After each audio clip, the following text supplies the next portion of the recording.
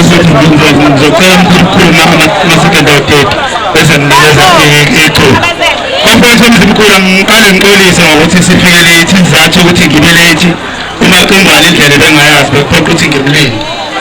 Okokuqala lokho. Okwesibili bafowethu, uma ngabe Mzimkhulu sekusetshenzwa ngamehlo, ngicela wonke lamatende alapha agudla umgwaqo abantu bokufika asuke.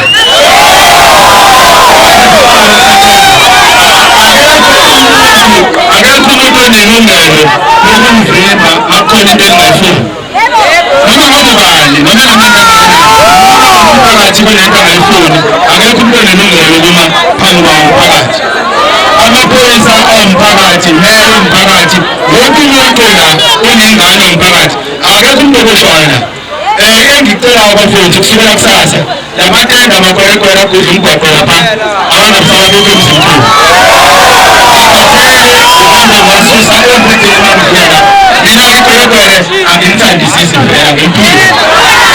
So sengicela bezansi bantu baseMzimkhulu, ngibonga isibindi senu, ngibonga uthando lwenu, ngibonga inhliziyo yenu enalo ukubekezela kwenu. Kodwa ngelinye ilanga mhlazana senze imashi ezoba nkulu ngaphezu kwale. Siyacela ukuthi edolobheni engabikho umuntu ohambe ehleniwa kanjena. Wonke umuntu akabe la. Okusho ukuthi bonke abantu abagqugquzele le mashi ukuthi bekhona. Siyacela ukuthi bathi uqinise isandla manje. Sibese sicele nomthetho ube ngakuthini, ungabi ngaphesheya ngoba uma ungaphesheya sekufanele uqaqise imali.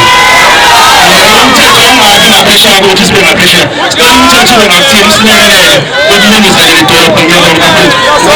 Sibonga imali.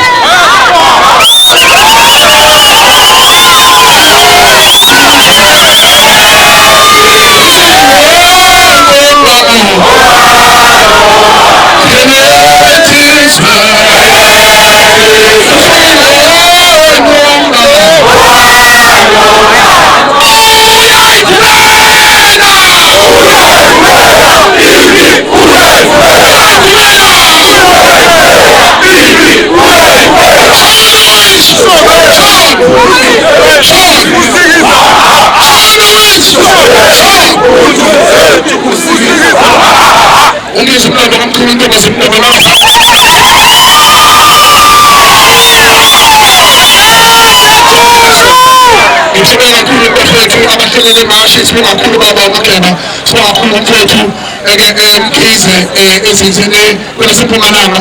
Esibonile ukuthi eMpumalanga bagile izimanga mfowethu umhlaba waseNingizimu Afrika ubaba uNkulunkulu kakhulu.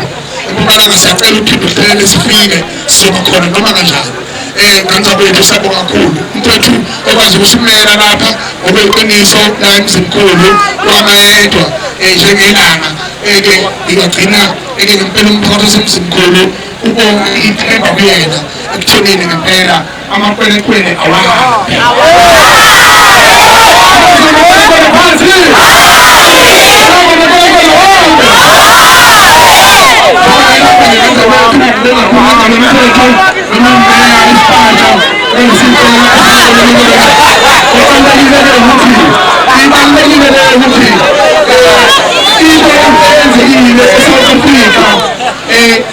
Amaphoyisa nohulumeni ubonile ukuthi asadlala manje. Asadlala manje. Njengamanje imhlaka 30 ubambisana nesisonke nodadewethu Jacinta nomfowethu uMagabandaba basabalele kwezinye indawo noma ngikhona nje lapha nabo bakhona ngenhliziyo. Ngandawethu ukuthula noxolo olwenzeke eSouth Africa simasha nje sibaxosha ngezwi ngoba noNkulunkulu adala ngezwi sibonile befuduka noma bengaphelile yingakho siqhubeka sabahamba impela-ke manje.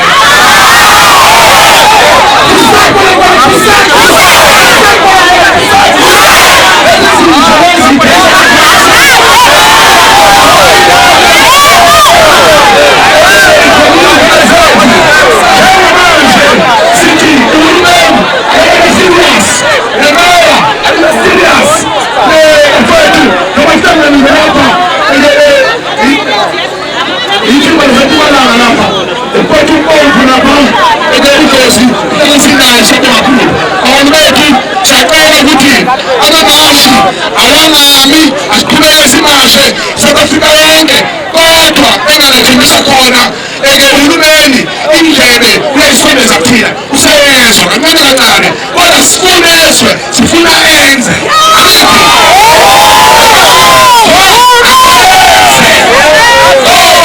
basanda amanye labosopolitiki basanda amanye labaholi njengamanje siyakhaya manje